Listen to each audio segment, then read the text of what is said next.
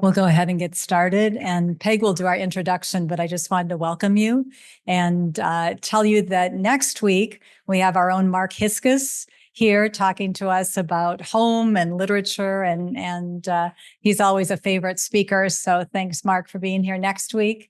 And I'm going to turn it over to Peg to introduce our very welcome speakers.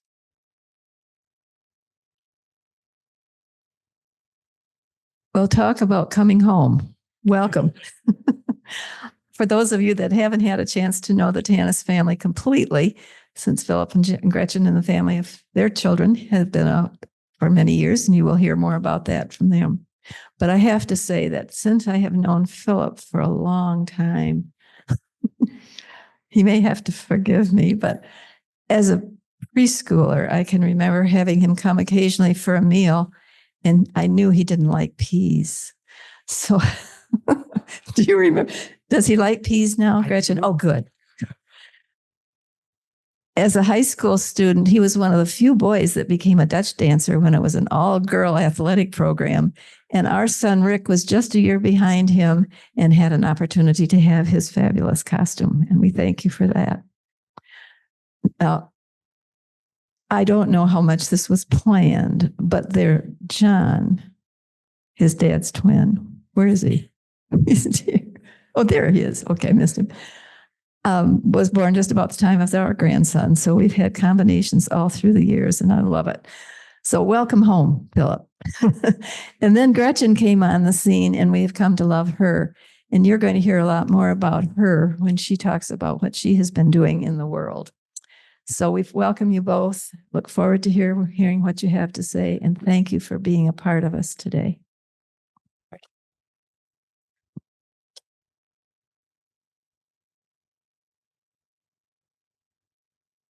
Yeah.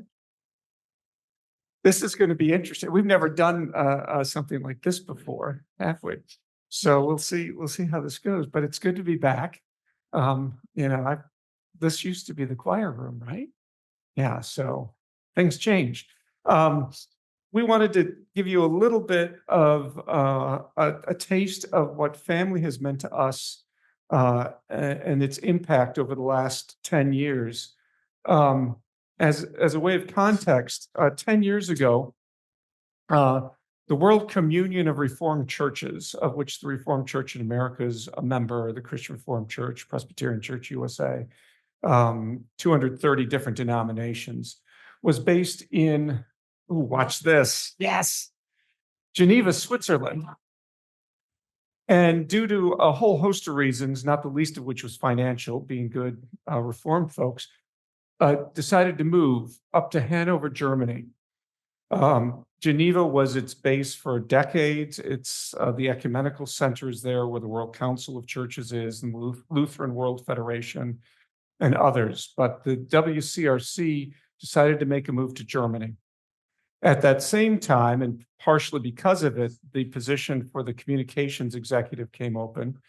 And I'd been working for the RCA for 15 plus years at that point, and applied and was selected and appointed as the executive for communications. So we moved from Holland to Hanover just shortly after the WCRC moved. When we got there, we didn't know much about Hanover. We've heard of Berlin, you've heard of Hamburg, you've heard of Munich.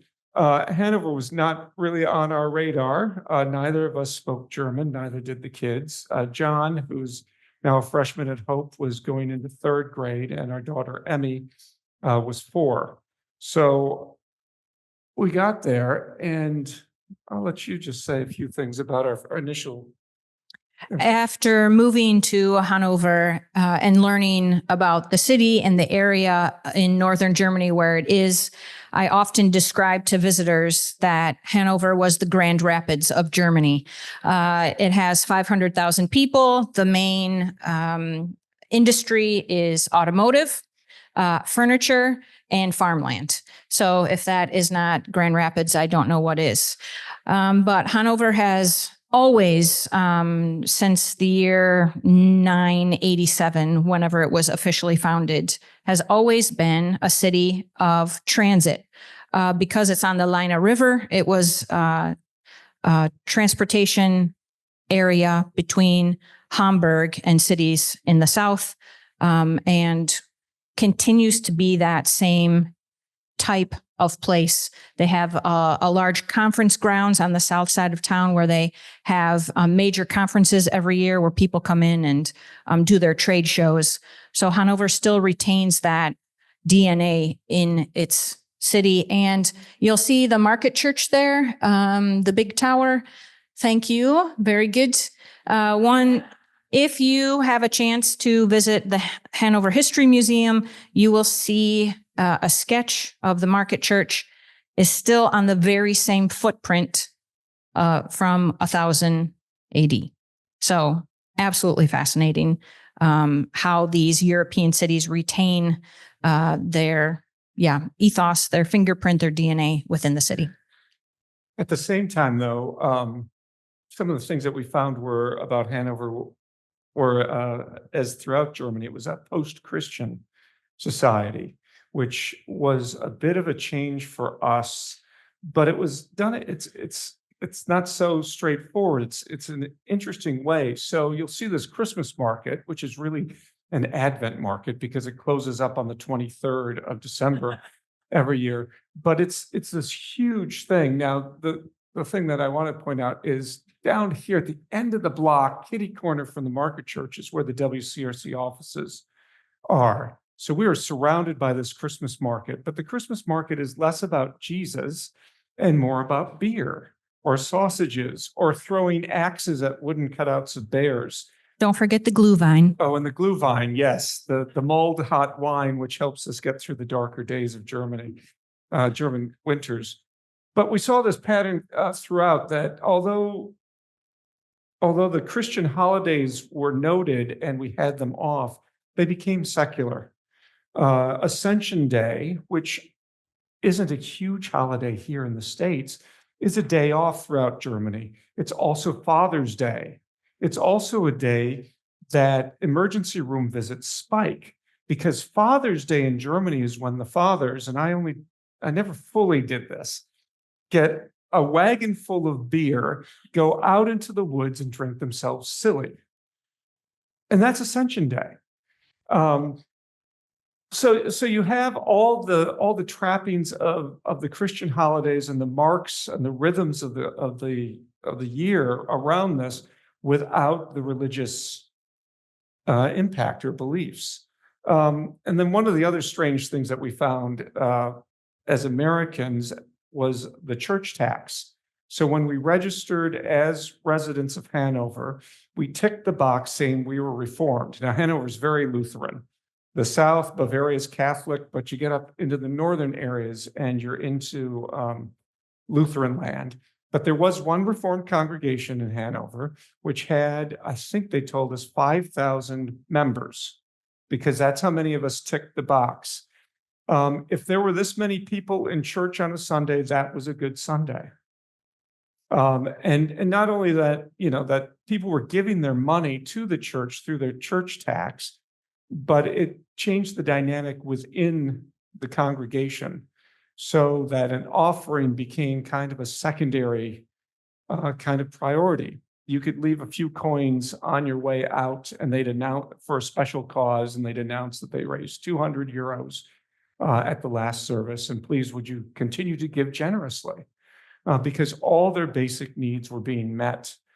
So there were 3 pastors, because with the 5,000 people, these people then had rights for weddings, for baptisms, for confirmation, for burials, and they would access the church for those services.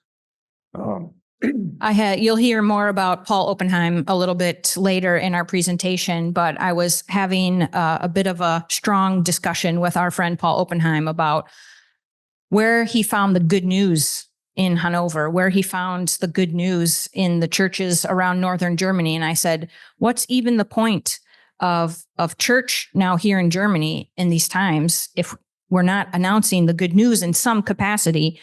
And I said, so what's the point of church? And he said to me, administration. And it just broke my heart. But in essence, he was just declaring what reality was, that church then has become a place where you can have your children baptized. The most popular Sunday in the year was Confirmation Sunday, where the church was packed because it's still a rite of passage for teenagers in Germany. You're not necessarily married in the church because that's a civil ceremony, but then the church is there for times of death, funerals, and that sort of thing. So in this heated discussion, it broke my heart that church then has become just simply administration. So here we land in Hanover, and this is our apartment right at the top of the tower. And that was one of our bedrooms, and it snaked around that way. But we landed in Hanover in this context with a young family and a commitment to wanting to raise our children as Christians. And there had been, when the WCRC moved from Geneva with an ample number of church possibilities, Lutheran, Scottish Presbyterian, and other places to worship, there was a commitment made by the WCRC with the local Reformed Church that a English language service would be started or could be started. Money had been promised that didn't materialize. And so here we were, landed, new country, new situation, trying to figure out what to do with our children. And we took a number of months to check out the scene. Had one very interesting worship service that John may still remember. No? There was a PowerPoint that was vivid about how we were all about to burn and how we weren't following the true Jesus, even if we thought we were. And it got a little crazier with a 4-page pamphlet about the 4 communion cups, none of which we were allowed to partake of. This was an American on a crusade in Germany there. It was the one and only time I ever almost stood up and walked out of church. But Phil just put his hand on my thigh and said, it's almost done. So I sat back down again. Yeah, well, and Emmy was off with the other children. So after not finding anything, and we go to the German church too, which was high Reformed, also all in German. So that was a little bit of a barrier. You'll notice that we say Hanover differently. That's because she's much better at German than I am. It's Hanover. Yeah. So over that first year, though, we also had a couple of communities that we were settling in. The international school in the Hanover region was where the kids went to school, an English language school with a mixture of expatriates and Germans. And then on this side, you'll see that the WCRC was a broadly international staff with just going down here, we've got Taiwan, Cuba, Germany, Cameroon. Who's that behind? Yeah, South Korea at the end, there's an American in there. India, a few more Germans as well, German-American. So we had a very broad group there, a number of whom were also looking for a church home. And that's when Gretchen started, leading us in home church. So as Phil mentioned, there was this understanding or expectation or promise that an English language worshiping community would be formed when the WCRC moved from Geneva to Hanover. And nothing was happening. And we're trying to visit all these different congregations. And in the midst of that, as Phil said, I had a commitment to at least teaching my kids the Bible stories. And so I asked Phil, would it be okay if we invited people for worship in our home? So Sunday evenings, we would invite people to come and join us. And in my very, very basic camp guitar playing skills, we would sing a few songs, have a Bible story, and then have conversation or activities around that. So that's how we got started. We quickly figured out that it is very difficult with international people who are traveling constantly from Hanover to all the parts of the world, doing work on behalf of the world's communion of Reformed churches. It was tough to get a core number of people together on a consistent basis. That's when the conversations with Paul Oppenheim began. There he is. In our heated discussion about what the good news was all about, I said to Paul, I just want a community where my kids can grow up knowing stories of the Bible, being in this community of faith, so that the choices that their parents made, that they had really no say in, to be uprooted and moved to a completely different country, they'll at least grow up with some familiar Bible stories with people who love and care and support them and will pray for them, etc. And so I said to Paul, are there any English language options? Because if any of you have ever worshiped in a place outside of your mother tongue, you know how beautiful and rich that feeling is when you can sing songs in your mother tongue, hear a sermon in your mother tongue, hear scripture in your mother tongue. And he said, well, there was a promise that we would do that. And so he called a meeting of the pastors of the German congregation, some leaders from the WCRC, some leaders from the parish council. And we sat down and said, well, here's this idea of having an English language worship service. And they said, well, yeah, we've been waiting for something to happen. Like, okay. So after that meeting where everyone was on board, the German congregation embraced the idea as an outreach to the international community on their behalf. And we decided that on Pentecost Sunday, 2015, we would hold our first worship service. And in the midst of this committee meeting, as you all know, committee meetings are fantastic. They said, we got everything in place, the music, etc. And then they said, well, we're going to need someone to preach. And I said, well, I trained as a pastor, so I can at least volunteer for this Sunday to preach the sermon on Pentecost Sunday. Famous last words. Yeah. So out of that began the Reformed English Language International Service of Hanover. And we sort of fell into the name because Paul Oppenheim, in the first email to this committee, said, well, what are we going to do about this idea of a Reformed English language service in Hanover? And I said, well, it's international. So if you just put that together, you have relish. And this is the very first Sunday. Because of Pentecost, I talked about the Spirit giving us life and filling us. And we had the balloons as an image of the Holy Spirit being present with us and filling us with life. And after that service, Paul walked up to me and said, well, I guess we found our pastor. Yes, famous last words.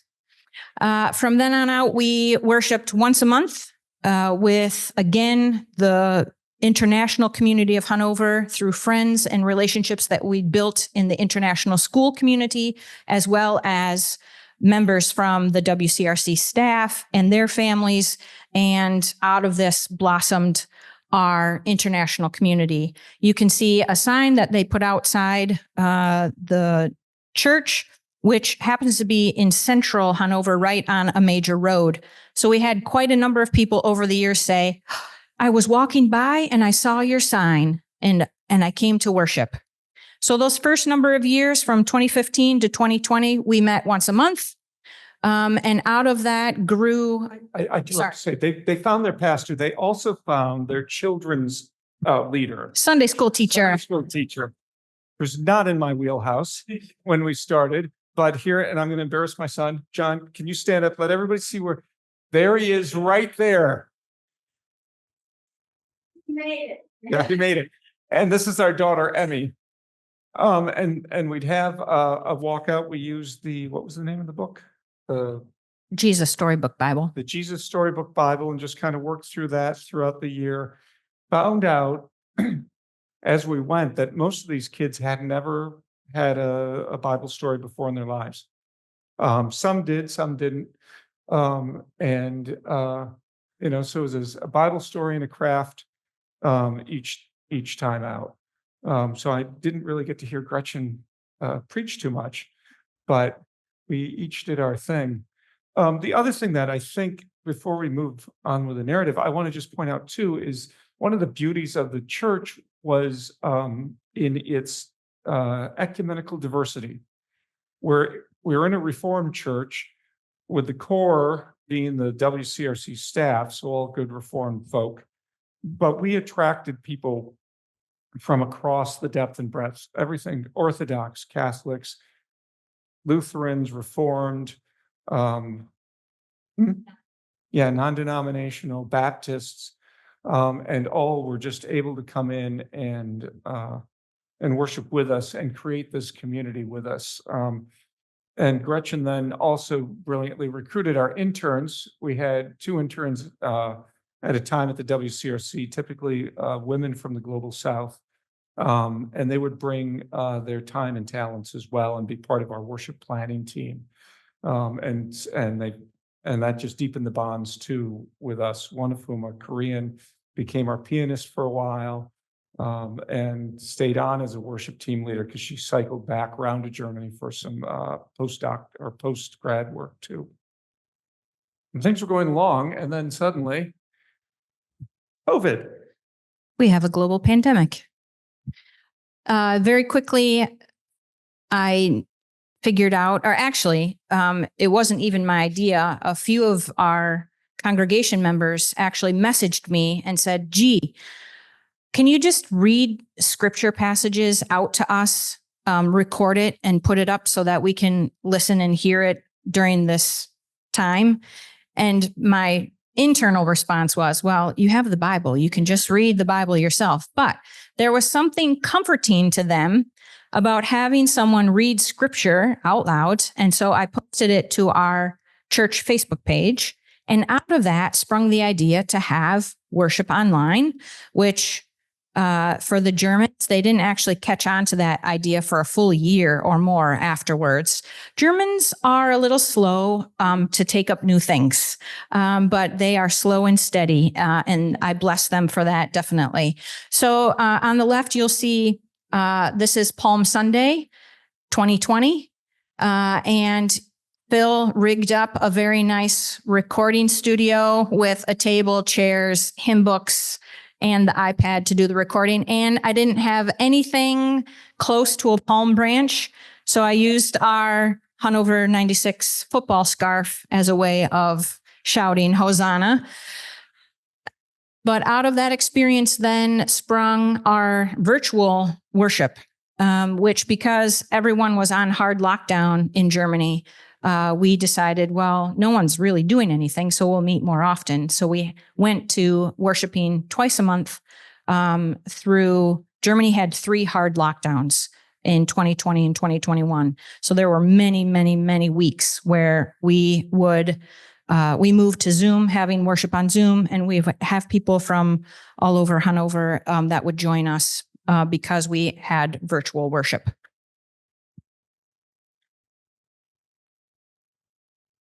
And after the pandemic ended and we started to emerge, we decided to keep going twice monthly. So ironically for Relish and that congregation, we grew during the pandemic. We didn't actually lose people. Because we started going more often, there was more of an opportunity for people to worship. And we did so. And you'll see this must be Christmas 21. Still mask mandates and different things, but baptizing children and actually functioning like a full congregation. One of the things in the picture on the right is a picture of that. The community that we were living and ministering in was what I would call a typical expatriate experience. There are people who were in Hanover 2 to 3 years because of business and then would move on to their next posting. So families that had their housing paid for, had a car allowance, had their full school fees paid. We had, of course, blended families of people from around the world that married Germans and were in Hanover for that reason. but I considered it sort of a privileged position to be in. You're ministering with people who are very mobile, but can afford to be mobile and are there because their companies have posted them there, et cetera. But the reality is that there is global migration for so many reasons in the world today, and we actually received some people in our congregation because of that. And so we wanted to talk a little bit about the impact in Germany of the different waves of migration. John, can you say that word up top? You've got the best German of everyone. Willkommenskultur. So in 2016, when waves of refugees were coming out of the Middle East, particularly Syria with the civil war, Angela Merkel, the premier at the time, opened the German borders with this welcome culture. And she's a preacher's kid, so she did it partially, I think, out of a good Christian impulse. She also did it because Germany demographically needed another wave of young people to come in and help fill in jobs that the older aging population couldn't do any longer. So you'll see here, this is the peak in 2016 with the refugees coming in from the Middle East and Syria, especially there. And then this is Ukraine, when the borders were opened even more widely. Let's see. Before we get to Ukraine, though, I wanted to just do a quick aside. So we had the established Relish community there, and we connected with y'all through Ahmadzai and the Afghani, and the people who made the connection are in the room. So this was 2022. Am I recalling that correctly? And his family, who you all were supporting here, he popped up in Bulgaria, where by walking 3,000 miles. Yes, by traversing 3,000 miles from Afghanistan. I lived in Bulgaria in the mid-90s, so had connections there. Robin Clay remembered that, reached out. And the next thing I knew, I was on a plane to Sofia. Despite a massive windstorm, I somehow made it and was able to go down and make connections with Ahmadzai. This is his lawyer, Diana. These pictures are all from what the Bulgarians called the refugee camp that he was in. It was a converted school in a not great part of town. And it was interesting in a number of different things. Ahmadzai had come with a cousin. The Bulgarians registered everybody, but then they allowed them to freely move in and out, hoping that most of them would just carry on and disappear over the border into Serbia, because most of them were trying to get to Germany.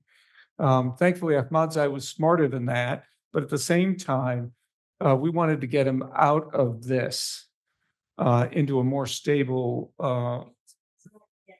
and into a safer environment. So one of the things that I was able to do while there was, because I was an American, throwing that weight around, we could get, Diana could get a meeting, with this guy. Well, the meeting wasn't initially with this guy. The meeting was with the refugee camp leaders here, but because there was this American poking around, that guy's the head of refugee services in Bulgaria, and came in, and we had a meeting. What you don't see is there's a big circle of people, including the three of us, with Diana doing some translation for me. Thankfully, my Bulgarian, rusty as it is probably better than my German. So I could follow the discussion, and he just kept saying, if we release him, he's no longer our problem. If we let him go, he's no longer our problem. On and on. And I finally stepped in Bulgaria and said, absolutely, yes. And everybody was like, oh, the Americans understand. And that sealed the deal. And then Deanna was able to get him out into a better situation and eventually made it here. And that was also, with that, I carried cash in from Relish congregants too. Yeah, I was just going to say that Phil is gone. And so people are asking, well, where is Phil? And I explained the story to him. Well, he actually made a quick trip to Bulgaria to help in this situation. And people were so moved that a few families gave Phil money to take with him in order to buy Akhmadze clothes. Phil ended up buying him an English copy of The Wizard of Oz so he could start practicing his English. And it was a connection then between this international church and this situation that needed hands-on expertise and a presence there that was able to help just a tiny bit in this situation. Thank you. Yeah, and then came Ukraine and the invasion, second invasion by Russia, but a much more forceful one. In 2015, I'd actually traveled to the western part of Ukraine because there's a Reformed presence there, fragment of the Hungarian Reformed Church. They even speak Hungarian. They have dual signs, both in Cyrillic and Hungarian. And we're meeting with them 9-10 years ago to see what the impact of that first invasion was. And then the second one came, which was much more aggressive. And all of Europe opened their borders and folks flooded through. And this became a very personal impact to us. And I'm going to let Gretchen explain the connection. Just very briefly, because we're coming close to the end of time. But a friend from the international school is a teacher. She worked at Lutheran summer camp in Pennsylvania with a man from Ukraine who came to work there for a summer season. Igor's wife and their best friends were Natalia and Natalia's family. Natalia's son is named Matvey. And because Matvey was 17 and had already started learning English, they decided that it would be good for him to go to the international school where it's English speaking, rather than start him from the very beginning, having to learn German and enter German school. So Matvey ended up in the same class as our son, John.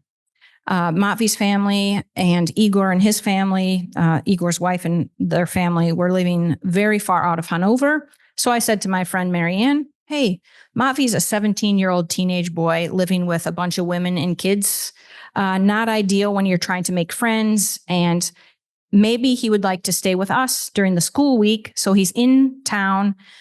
He's with someone who's familiar to him in John. And so out of that, Matvey started living with us Monday to Friday, in essence, in March 2022. And as you can see from the pictures, Matvey basically became our second son. I nicknamed him Bus, our bonus Ukrainian son. You can see him being introduced to all of the great things of living with Americans. Taco Tuesday, prom at the international school with John and his friend Toma, and then family dinners, where his English improved a lot. However, I would say him starting to date someone from school actually improved his English the most. All of this is to say, these are just two stories between Akhmadze and Matvey that represents what home became for us. And the experience we had as our own family was the experience of so many people in Hanover who were longing for a spiritual home, a place that they could claim or be known by people. And I found as pastor, I had one person come up in November, 2 years ago probably, and said, I've come back to the faith because of you. And I was like, well, it's not because of me, it's because of God.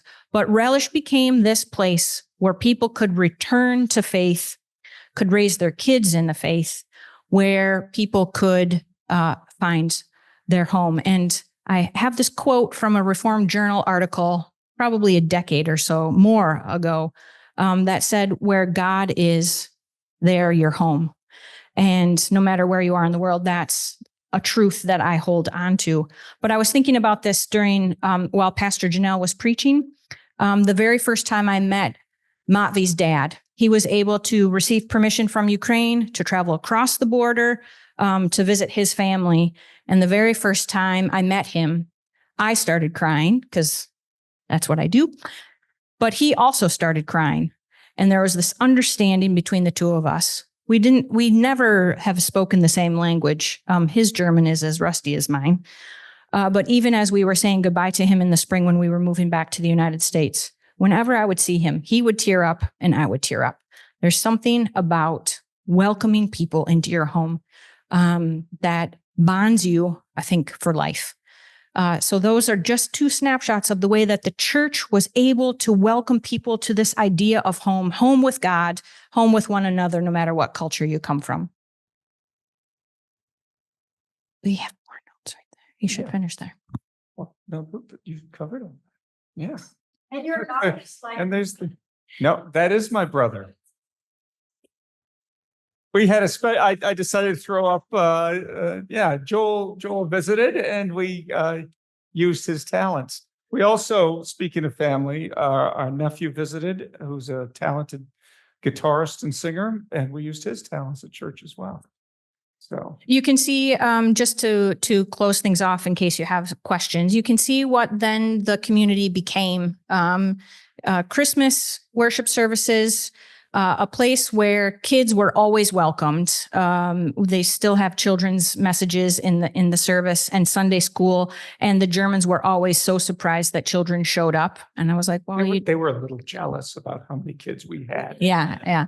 And also evolved into being able to have a youth group. So I was really happy to get youth group started just before we moved back to the States. And now the Relish story continues. Jeff and Chelsea Lampin and their 3 kids have moved to Hanover to be the pastors of the congregation coming out of the Reformed Church in America.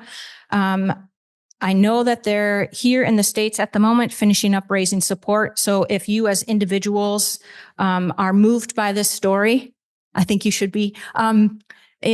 Obviously, I'm very biased, but I think Relish is a vital part of God's story for the global church.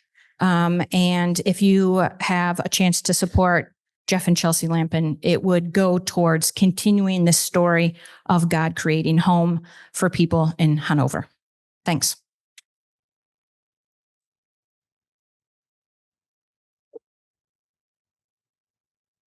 Sorry, Roger. Excellent. Thank you very much.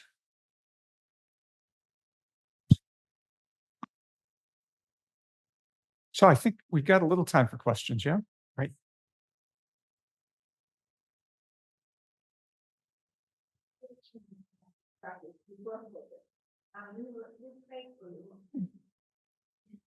Thank you very much. I often would tell my mother-in-law and my mother, please pray for musicians. We need people to support I have no musical gifts, are very, very limited. But God answered prayers and brought some absolutely amazing Korean musicians over the years, multiple.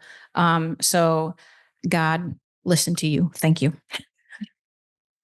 I just wanted to say that when I was making the introduction, I wanted to keep it very low key and modest because I knew that some of the story would come out and I wanted you to tell it far better than I could. And thank you so much for being with us and certainly doing a marvelous job.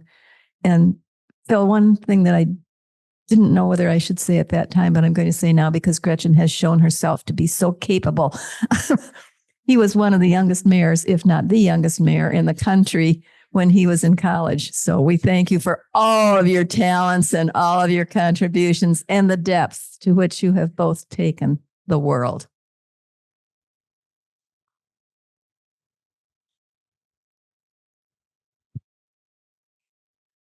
I wondered if you guys could speak a little bit to what's happening with Christianity in Germany or Europe in a wider sense. I mean, I think we've heard that there's declining numbers in the churches, but if you were there and you were kind of in relationship with people, so I'm curious how you saw that. I mean, just even hearing that, like, it was surprising that kids were at church. Yeah, what does that say about what's going on in Europe with Christianity? Yeah, I think, yeah, it's post-Christian. I mean, it's strange in a number of senses. You know, the church tax is one. So then, you know, what is the church? I think they're trying to figure that out. The Lutheran churches in Hanover, for instance, have decided to specialize. So the market church there was a picture of is the church, the organ church. So that's where the organ concerts happen, including by Hope Church organists gone through there a couple of times. There's another church that's known for its string quartets and that, and then a third that's the choir church. So they try and fill things in with that. In Germany, especially, it's strange because although worship attendance is down because of this church tax, the church bureaucracy is pretty robust, and it's actually impacted more than by economics. So when Germany goes into a recession, the amount of money from the church tax dips too, because not as many people are making money. And so they're more bound to just realities, secular realities, rather than spiritual realities. And I mean, there was one other church that we didn't mention. It's a remnant of the British occupation in Hanover. Well, but that's where it came from. So after World War II, this part of Germany was controlled by the British, and they had a base there for a long time, just like the Americans in other parts of Germany. And so this this international community in another Lutheran church met monthly, and it was fine, but they never got to that community part. It was more of a club of let's talk, speak in English and worship in English because that's interesting. And there were some British folks there, but it was mostly German with German speaking a second language. Gretchen and they had a different preacher every month, and Gretchen got into that and was part of the leadership on that. You want to say something? But I would say in defense of Christianity in Europe, I think in essence, they're actually a decade ahead of the United States, because now we see the rise of the nuns, those who are ticking, no religion or spiritual, but not religious. That was the reality in Europe and in Germany 10, 20 years ago that America's now experiencing. But you still see the church being active and Christians doing their best to be witnesses to their faith throughout all of Germany and all of Europe. You have prayer houses going up, independent churches growing. So in some ways, I think I did meet amazing Christians in our time there and really dedicated to, as Pastor Janelle said, shining this light in the European context. And I think now the United States is just experiencing the same thing, just a decade or two behind. I mean, there's some other interesting things too, because it's been such a Christian nation for so long. It's been enculturated. So Sundays in Germany are days of rest. But they may not be going to church, but stores are not open. The only stores that are open are in the train stations.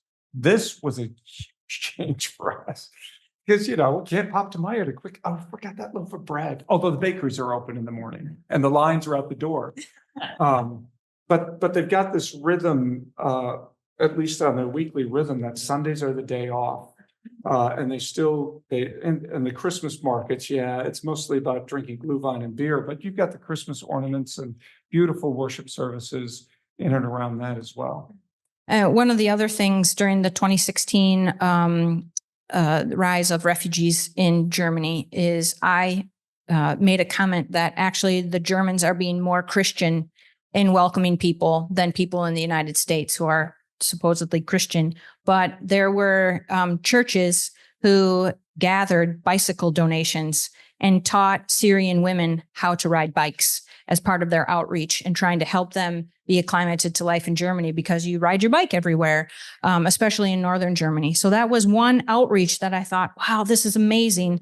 And they're doing it out of maybe this remnant of faith or this idea of Christian outreach. But that was a beautiful story and symbol to me of how Germans were actually, from my opinion, being more Christian and welcoming the refugees during that time. And this is a follow-up to this question. In conversations I've had with other expatriate pastors in Europe, they said there's been this is like in the past 10, 15 years, maybe even more, a revival in the European churches because of Africans in particular. You know, the explosion of the church right now is in the global south. I'm sure you're aware of that. And the refugees coming in, the immigrants coming in, are going to those churches and taking churches that have 12 people worshiping. And suddenly there's 200 people worshiping. Most of them are African. Did you see that happening as well? Although maybe not as many refugees from Africa coming to Germany. Well, we had a vice president who was the head of his church in Ghana, one of the Presbyterian churches there. And whenever he'd come up for meetings, he'd book in a couple extra days because he would go visit the Ghanaian churches. We never got to them. They were pretty, in Germany at least, in our area, they were pretty ethnically oriented. So the Koreans would come provide music for us, and then they'd go to Korean church. And the Ghanaians had at least 2-3 congregations in Hanover. I went to another with a group that had come to visit the city through the WCRC, went to another kind of international community that was definitely more the migrant refugee, the less privileged than we, that was also pretty vibrant, not reformed, but certainly a Christian community as well. So yeah, that was happening. And I know in Italy, especially too, which is closer to that front of African migration, that the Valdensian Church, which is a member of the WCRC, was finding just that happening, also with some downsides, that they were kind of feeling like they were being forced out of their own churches. So you're getting some more of that, some rub there, but we're welcoming the migrants in to give them spaces and worship areas and experiences.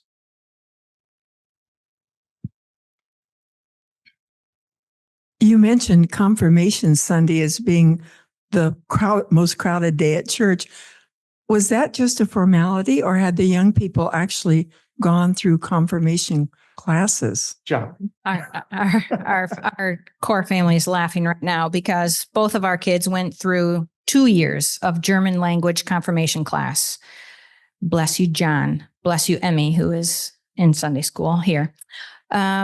Yes, they starting at age 11, 12. They start going to class once a month on Saturdays for multiple hours, and it's a 2-year process. And after the end of the 2-year process, then you have your confirmation service.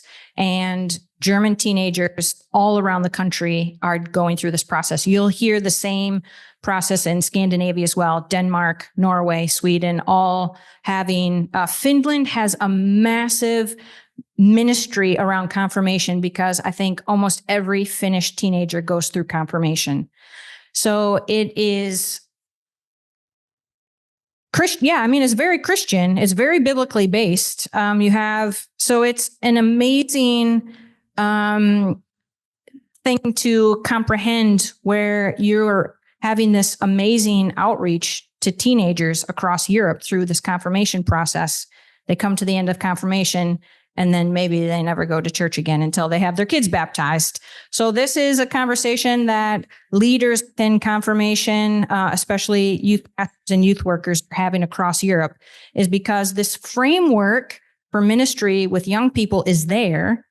Young people are there to go through this rite of passage. But the question is then what happens, and how is it impacting the church, and how is it impacting Christianity across Europe? Yeah, but the Confirmation Sunday is so cool because it is this mark of you're an adult now. And in fact, legally too. So John was 14 when he was confirmed. which allowed him to then drink beer and wine with his parents. Okay. Otherwise, you would have had to wait to 16. But all the families come, and I mean, it fills the church because they come, they have the service, the kids get up. It's just like I experienced here. You get up and you confirm yourself in front of the whole church, and then afterwards they have these parties that last the rest of the day. And we've experienced. We didn't do that on our side, but were invited to a number of them as well. And these are high school graduation level parties. And then they don't do that for high school graduation. There's partially because their education system's a little different, but this is that moment. And in fact, envelopes of money get given over, and then the kids take that money and use it to pay for their driving instructions, which is pretty rigorous, I tell you. Talk about reverse culture shock. I don't like driving in the States anymore. You're all crazy. Any other questions? I will just finish since George Hunsberger is here, and he was my missiology professor at Western Seminary. He'll know my heart for mission, and Laura as well. Laura and I were in youth group together at Christ Memorial Church when we were teenagers. We were super nerdy and had our own Bible study with a couple of other teenagers. But I've had this heart for mission since I was a teenager, I think. And in my mind, I always thought, oh, God will send me to a specific place, somewhere in Africa or somewhere in South America. But you just follow God's journey and how God leads you. And after preaching at Relish multiple times, I looked out at the congregation and I realized God's promise from Matthew 28 to go out into all the nations. I realized God's bigger story for my life, where I thought I was going, God would call me to one culture. Here I was in front of people from India, South Korea, Jamaica, Canada, Australia, Ireland. I always forgot Ireland, and my Irish congregant was like, gee, you always forget us. It's like, sorry. So I'm remembering Ireland. There in the midst was this kaleidoscope of God's humanity. And it's such a blessing that God calls us to the nations. And every once in a while, we have a taste of what that looks like and what that can be. So thanks for your support of our family, of the Relish community, of the global church, because it's a blessing for our story, but also for the story of the Church of Hanover and for the story of the church in Europe. Thanks. Thank you. Thank you so much.